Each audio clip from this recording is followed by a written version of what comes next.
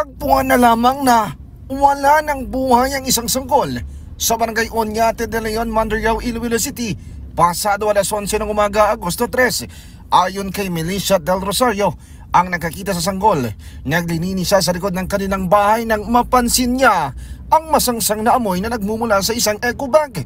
Sa unay, inakala niyang isang patay na hayop lang ang laman ng eco bag, ngunit nakinggulat niya nang makita niyang isang sanggol pala ito. Sa likod ng kanyang bahay, may lagusan din papunta sa katabing bahay na sakop din ng Bores Compound sa nasabing barangay. Dagdag pa niya, isang lalaki ang sanggol, nakakabit pa ang umbilical cord nito. Posibleng 2 araw o higit pa na itong ipinanganak bago iniwan. Pumunta rin sa lugar ang mga tauhan ng City Social Welfare and Development Office o CSWDO at mga opisyal ng barangay. Dismayado at nanghihinayang naman ang ginang at mensahe ito sa umiwan ng sanggol na sana'y ipinaampo na lamang ang kawawang sanggol.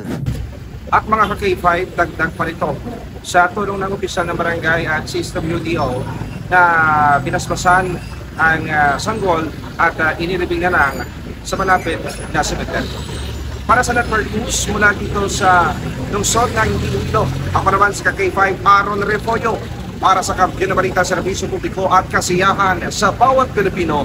K5 News.fm. Balita ang ginadulong sa inyo sang DTX Coffee Mix. Himo sa natural nga sangka pareho sang amarkuso, chia seeds, sugared cane extract powder. DTX Coffee Mix. Nakakapi ka na, naka-detox ka pa. DTX Coffee Mix. Mabakal sa mga butika.